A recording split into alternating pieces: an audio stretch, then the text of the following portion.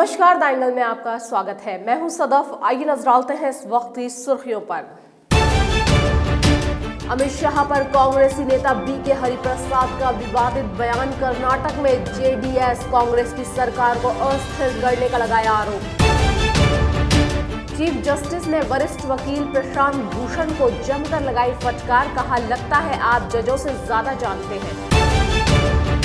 विधायक हनुमान बेनीवाल ने किसानों की फसल खरीद के मुद्दे पर किया हंगामा। उपनेता प्रतिपक्ष ने विधायक की हरकत को बताया शर्मनाक। और नोबेल पुरस्कार विजेता कैलाश सत्यार्थी ने मुख्यमंत्री अशोक गहलोत से की मुलाकात। बाल अधिकारों के उत्थान के बारे में की चर्चा। स्वाइन फ्लू की वजह से एम्स में भर्ती भारतीय जनता पार्टी के राष्ट्रीय अध्यक्ष अमित शाह पर कांग्रेस के वरिष्ठ नेता बीके हरिप्रसाद ने आपत्तिजनक बयान दिया है। शाह की बीमारी पर तंज कसते हुए कांग्रेस के राष्ट्रीय महासचिव बीके हरिप्रसाद ने इसे सुअर का जुकाम बताया। उन्होंने कहा कि कर्नाटक सरकार को अस्थिर करने की कोशिश करेंगे तो और भी गंभीर बीमारियां होंगी। कांग्रेस नेता के इस बयान पर केंद्रीय मंत्री पीयूष गोयल और राज्यवर्धन सिंह राठौड़ ने पलटवार किया है। हरिप्रसाद ने शाह पर कर्नाटक में जेडीएस कांग्रेस की सरकार को अस्थिर करने का आरोप लगाया है। उन्होंने कहा कि अगर शाह ये प्रयास जारी रखते हैं तो उन्हें और ज्यादा गंभीर बीमारी से जूझना पड़ सकता है। कांग्रेस महासचिव ने कहा कि बोगस चाणक्य ने कर्नाटक में 3 बार कोशिश की और फेल हुए। अमित शाह ने 4 कांग्रेस विधायकों को अगवा कराया और उनके परिजन अब अदालत में केस दर्ज कराएंगे। इसलिए अमित शाह स्वाइन फ्लू से पीड़ित हैं, उन्हें अब शांत हो जाना चाहिए। इस बयान के बाद बीजेपी को कांग्रेस पर हमले का मौका मिल गया। लोकपाल बिल पर चल रही सुनवाई में वरिष्ठ वकील प्रशांत भूषण को चीफ जस्टिस ने जमकर फटकार लगाई। चीफ जस्टिस ने भूषण को चीजों को सकारात्मक तरीके से देखने की नसीहत दी। मीडिया रिपोर्ट्स के अनुसार सीजेआई ने बेहद तल्ख अंदाज में भूषण से कहा कि ऐसा लगता है कि आप जजों से भी ज्यादा जानते हैं। कोर्ट ने इस मामले की अगली सुनवाई की तारीख 7 मार्च तय की और सरकार से सर्च कमेटी को तब तक काम पूरे करने का निर्देश भी दिया। प्रशांत भूषण ने वर्किंग सर्च कमेटी पर जब संदेह जाहिर किया तो चीफ जस्टिस रंजन गोगोई ने कुछ नाराजगी में वरिष्ठ वकील को सकारात्मक रहने की सीख दी। चीफ जस्टिस ने कहा, चीजों को हमेशा नकारात्मक तरीके से नहीं देखिए, चीजों का सकारात्मक पक्ष देखें और दुनिया ज्यादा बेहतर नजर आने लगेगी। हम सभी कोशिश कर रहे हैं कि इस दुनिया को ज्यादा बेहतर जगह बना सके। सुप्रीम कोर्ट ने मुंबई में डांस बार को लेकर अहम फैसला दिया है। मुंबई में अब डांस बार खुल सकेंगे, लेकिन नए नियम कायदों के तहत। अपने फैसले में अदालत ने डांस बार खोलने के लिए लाइसेंस हासिल करने को लेकर महाराष्ट्र सरकार द्वारा निर्धारित की गई कठोर शर्तों में ढील दी है। डांस परफॉर्मेंस के लिए 5.5 घंटे के समय को बरकरार रखा। कोर्ट ने ऑर्केस्ट्रा और डांसरों को टिप देने की अनुमति दी है, लेकिन बार के अंदर डांसरों पर पैसे उड़ाने पर प्रतिबंध लगाया है। न्यायमूर्ति ए.के. सीकरी की अध्यक्षता वाली खंडपीठ ने महाराष्ट्र के होटल, रेस्तरां और बार रूम में अश्लील नृत्य पर प्रतिबंध और महिलाओं की गरिमा की रक्षा संबंधी कानून 2016 के कुछ प्रावधानों को निरस्त कर दिया है। इसमें सीसीटीवी लगाने की अनिवार्यता और बार रूम तथा डांस फ्लोर के बीच विभाजन जैसे प्रावधान शामिल हैं। केंद्रीय वित्त मंत्री अरुण जेटली इलाज के लिए अमेरिका में है, लेकिन उनकी सक्रियता भी कम नहीं हुई है। ब्लॉग के जरिए अक्सर विपक्ष पर हमला बोलने वाले अरुण जेटली ने एक बार फिर से इलाज के दौरान ही ब्लॉग लिखा है। कई मुद्दों पर अपनी बेबाक राय रखी है। आगामी लोकसभा चुनाव के मद्देनजर कांग्रेस समेत विपक्ष के हमलावर रुख को देखते हुए कई मुद्दों पर वित्त मंत्री ने जवाब दिया है। अरुण जेटली ने विपक्ष पर हमला बोलते हुए कहा कि पॉलिटिकल सिस्टम में कुछ लोग ऐसे हैं जो सोचते हैं कि वे राज करने के लिए ही पैदा हुए हैं। वित्त मंत्री अरुण जेटली ने विपक्षी दलों को बात बात पर विरोध करने वाले बताते हुए उन पर झूठ गढ़ने और एक निर्वाचित सरकार को कमजोर करके लोकतंत्र को बर्बाद करने का आरोप लगाया। अरुण जेटली ने अपने ट्विटर अकाउंट पर लिखा है कि पॉलिटिकल सिस्टम में कुछ लोग ऐसे हैं जो सोचते हैं कि उनका जन्म सिर्फ शासन के लिए हुआ है। कुछ लोग तो ऐसे हैं जो लेफ्ट या अल्ट्रा लेफ्ट की विचारधारा से प्रभावित हैं। सुहेलदेव भारतीय समाज पार्टी के अध्यक्ष ओम प्रकाश राजभर ने बड़ा ऐलान किया है। उन्होंने प्रदेश की भाजपा गठबंधन सरकार से अपनी विदाई की घोषणा कर दी है। बस्ती में राजभर ने कहा कि वे सपा बसपा गठबंधन में नहीं शामिल होंगे और 25 जनवरी को प्रदेश की सभी 80 सीटों पर अपनी पार्टी के उम्मीदवारों की घोषणा करेंगे। उन्होंने पिछड़ों को आरक्षण न देने पर भाजपा से नाराजगी जताई है और कहा है कि वह अपने अधिकारों के लिए लड़ रहे हैं। उन्होंने कहा कि भाजपा इस समय कुंभ, राम मंदिर और हिंदू मुसलमान मुद्दे पर परेशान है। उन्होंने पिछड़ों के हितों की बात की थी पर उन्हें नहीं सुना गया। विधानसभा में राज्यपाल कल्याण सिंह का अभिभाषण हुआ। अभिभाषण के दौरान कल्याण सिंह ने नवनियुक्त विधायकों को बधाई दी और साथ ही उम्मीद ही जताई कि जनप्रतिनिधि जनहित से जुड़े कार्य करेंगे। अभिभाषण के दौरान सदन में जमकर हंगामा भी हुआ। खिंवसर विधायक हनुमान बेनीवाल अभिभाषण के दौरान किसानों के मुद्दों को लेकर जमकर हंगामा किया। इस दौरान उपनेता प्रतिपक्ष राजेंद्र राठौड़ और बेनीवाल के बीच तीखी नोकझोंक हुई। अभिभाषण के दौरान ही संसदीय कार्य मंत्री शांति धारीवाल ने राज्यपाल के अभिभाषण को पढ़ा हुआ माने जाने का अनुरोध किया, जिसे स्वीकार कर लिया गया। इससे पहले विधानसभा पहुंचने पर मुख्यमंत्री अशोक गहलोत ने उन्हें गुलदस्ता देकर उनका स्वागत किया। पुलिस के जवानों ने राज्यपाल को गार्ड ऑफ ऑनर दिया। विधानसभा सत्र का तीसरा दिन भी हंगामेदार रहा। हंगामे की वजह बने विधायक हनुमान बेनीवाल। किसानों की फसल खरीद के मुद्दों को लेकर उन्होंने अपने विधायकों के साथ जमकर हंगामा किया। वे राज्यपाल के सामने ही वेल में पहुंच गए और अपनी मांग को लेकर आवाज उठाने लगे। हनुमान बेनीवाल राज्यपाल कल्याण सिंह के अभिभाषण के दौरान ही वेल में पहुंच गए। जिस समय बेनीवाल ने ये मांग की, उस वक्त कल्याण सिंह अभिभाषण पर रहे थे। इस पर राजेंद्र राठौड़ ने आपत्ति जताई और कहा कि बेनीवाल ने अपनी हरकतों से सदन की गरिमा को तार-तार कर दिया है। वहीं नेता प्रतिपक्ष गुलाबचंद कटारिया के साथ ही बेनीवाल की नोकझोंक हुई। कटारिया ने कहा कि राज्यपाल के अभिभाषण के दौरान अगर कोई ज्वलंत मुद्दा हो तो सदस्य अपनी बात रख सकते हैं। इन सब के बाद स्पीकर सीपी जोशी ने कहा कि जिस तरह से आज कुछ विधायकों ने हरकत की है वो भविष्य में बर्दाश्त नहीं किया जाएगा।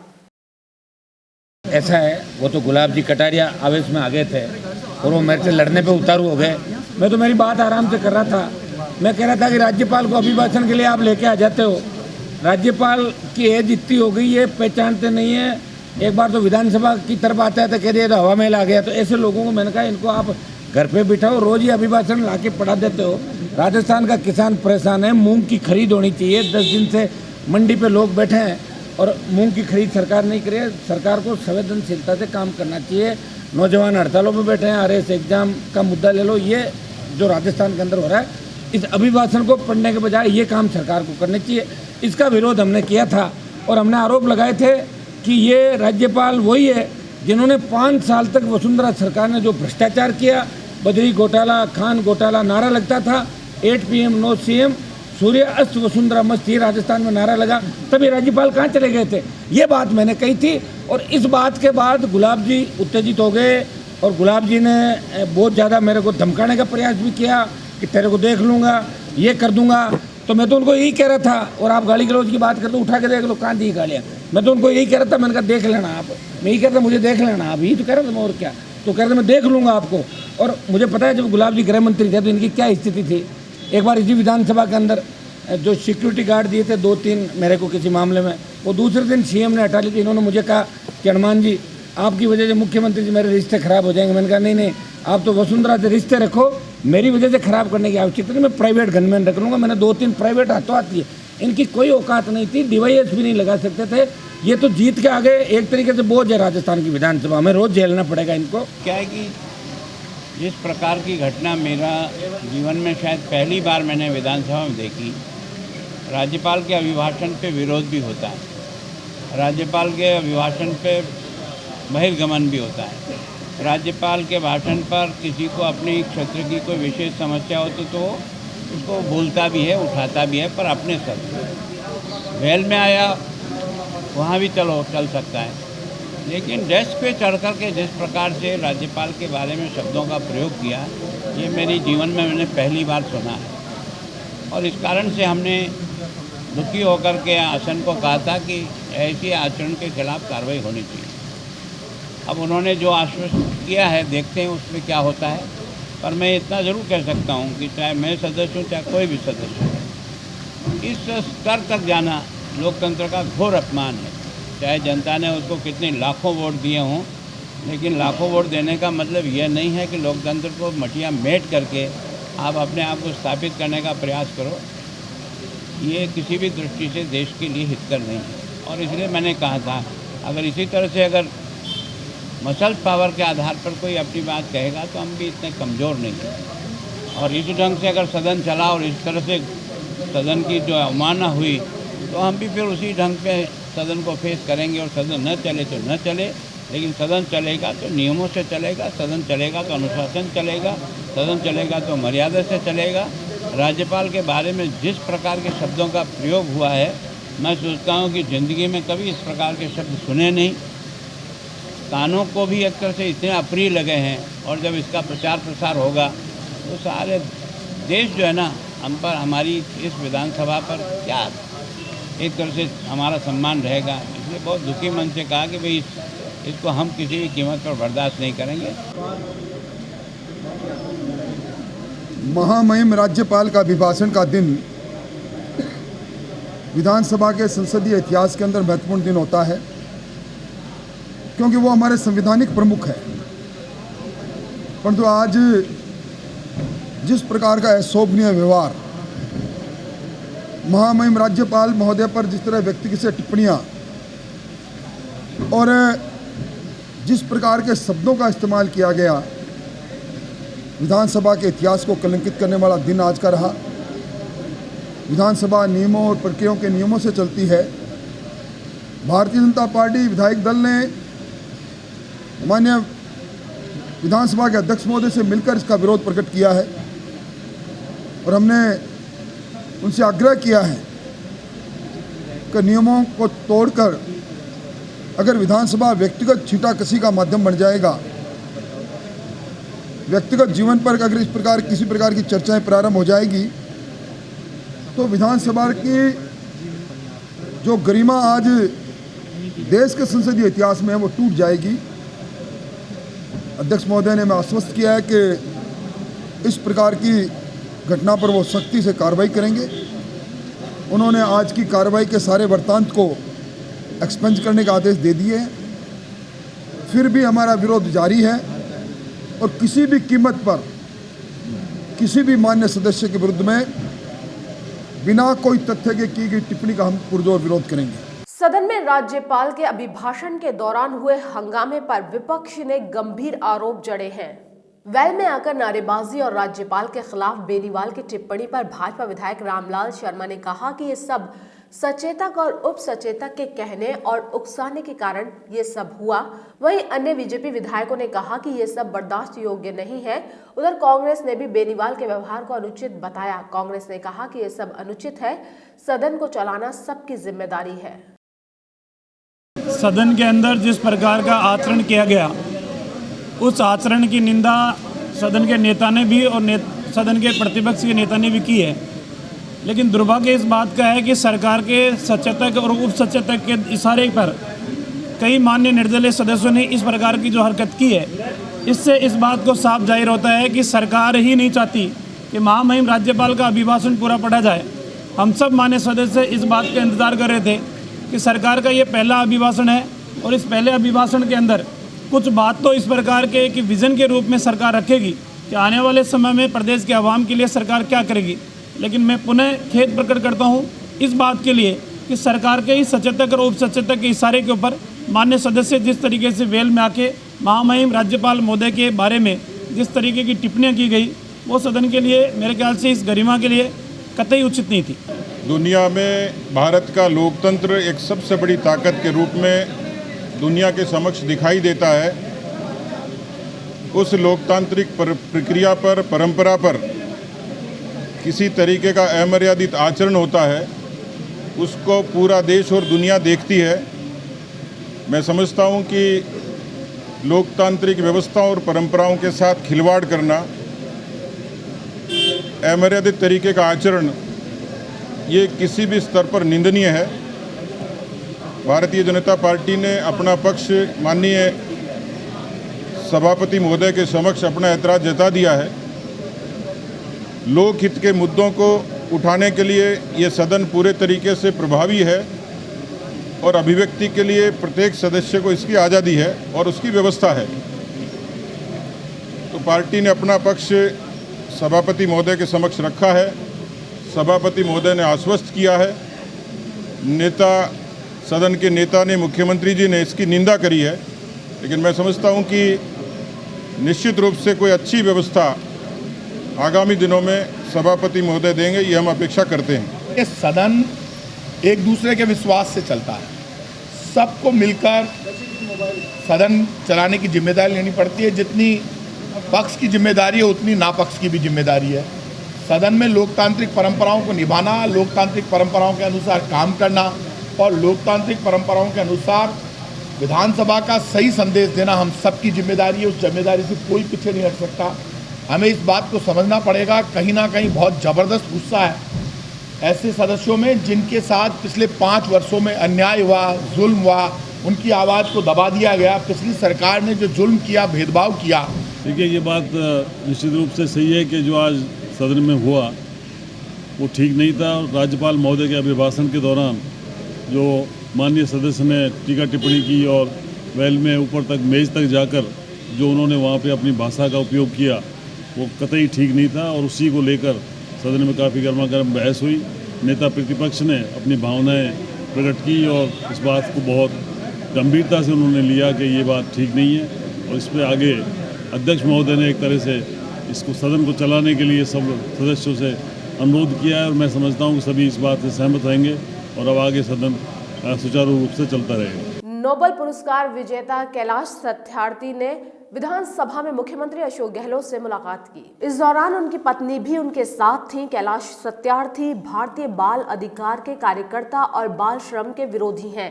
उन्होंने मुख्यमंत्री अशोक गहलोत से बाल संरक्षण और बाल श्रम के बारे में चर्चा की और मुख्यमंत्री बनने पर अशोक गहलोत को बधाई दी। प्रदेश में किसान कर्ज माफी की घोषणा के बाद अब भाजपा ने सरकार को घेरने की रणनीति बनाई है। पार्टी स्तर पर हुई बैठक के दौरान किसान कर्ज माफी पर चर्चा करते हुए भाजपा ने इस पर सदन में स्थगन प्रस्ताव रखने का निर्णय किया है। नेता प्रतिपक्ष गुलाब चंद कटारिया की अध्यक्षता में हुई इस बैठक के दौरान पार्टी का पूरा फोकस किसान कर्ज माफी पर बना रहा। बैठक में पूर्व सीएम वसुंधरा राजे और उपनेता प्रतिपक्ष राजेंद्र राठौड़ की मौजूदगी में हुई इस मुद्दे पर चर्चा की गई। साथ ही सदन में इस मुद्दे पर बोलने के लिए स्थगन प्रस्ताव रखने की रणनीति बनाई है। राज्यपाल अभिभाषण के दौरान संसद में हुए हंगामे से संसद की गरिमा तार-तार हुई है, जहां सत्ता पक्ष और विपक्ष ने इस हंगामे को शर्मनाक बताया है। वहीं पहली बार चुनकर आए नवनिर्वाचित विधायकों ने विरोध की निंदा की। माननीय नेता प्रतिपक्ष जी ने बोला, रवि प्रताप जी बोल के गए हैं। आज जो सदन में आए, हम नए लोगों ने जो देखा है, आज माननीय महामहिम राज्यपाल का अभिभाषण था और अभिभाषण में जिस तरह अभिभाषण में किसी भी सदस्य को अपने एरिया की जनता की, किसान की बात उठाने का, कोई ज्वलंत इशू में बात करने का पूरा अधिकार है। वो अपने शब्दों में कह सकते हैं। वो बात कही भी गई, वो बात हम स्वीकार भी करते हैं। किसान हित की बात उठाई, बहुत अच्छा है, लेकिन संवैधानिक प्रमुख को, राजस्थान के संवैधानिक प्रमुख को ये कहा जाना, टिक्का टिप्पणी की जाना, वेल में आ जाना और वेल से भी पोडियम पे चढ़ जाना और टिक्का टिप्पणी करना, संवैधानिक प्रमुख के खिलाफ व्यक्तिगत आक्षेप लगाना, ये कतई संवैधानिक परंपरा, सदन की गरिमा को घटाने वाला काम है। इसी पे हमारी पार्टी का एतराज़ था और उसमें सत्ता पक्ष की जिम्मेदारी होती है हाउस चलाने की और संसद संवैधानिक प्रमुख के प्रति जो बातें कही गई, जो आक्षेप लगाए गए, उसमें सत्ता पक्ष का कोई संज्ञान नहीं लेना। सत्ता पक्ष का मौन रहना अपने आप में बहुत कुछ कहता है। आज सदन में कार्रवाई देखी और राज्यपाल जी का जब भाषण चल रहा था तो पहली बार बतौर विधायक बैठे थे विधानसभा के अंदर, तो बड़ा अफसोस हुआ। कि अफसोस इस बात का हुआ, इस 21वीं सदी में जब सारे शिक्षित लोग अंदर बैठे हैं और ना सिर्फ पूरा राजस्थान बल्कि पूरा देश देख रहा है और इस लोकतंत्र के मंदिर के अंदर इस तरह का व्यवहार राज्यपाल महोदय के सामने करना, मैं समझता हूँ इससे ज़्यादा दुर्भाग्यपूर्ण कोई बात नहीं हो सकती और एक बेहद अफसोसजनक बात है। और उससे भी ज़्यादा बुरा ये लगा कि नेता प्रतिपक्ष जी ने ये कहा कि अगर भले ही 5 साल विधानसभा ना चले तो अब उसके लिए भी मंजूर हैं। तो मैं कहना चाहूँगा 5 साल जनता ने जो चुन के विधानसभा के अंदर भेजा है, जनादेश दिया है, वो जनता की आवाज़ उठाने के लिए, जनता की आवाज़ को उठाकर उनकी लड़ाई लड़कर उनके समस्याओं का समाधान करने के लिए भेजा है, ना कि मुद्दों को इस तरह से दुर्व्यवहार करके, इस तरह की बयानबाजी करके कि भले ही 5 साल विधानसभा ना चले तो मंजूर है। और इसी के साथ इस बुलेटिन में इतना ही। खबरों का सिलसिला लगातार जारी रहेगा, आप बने रहिए हमारे साथ। नमस्कार।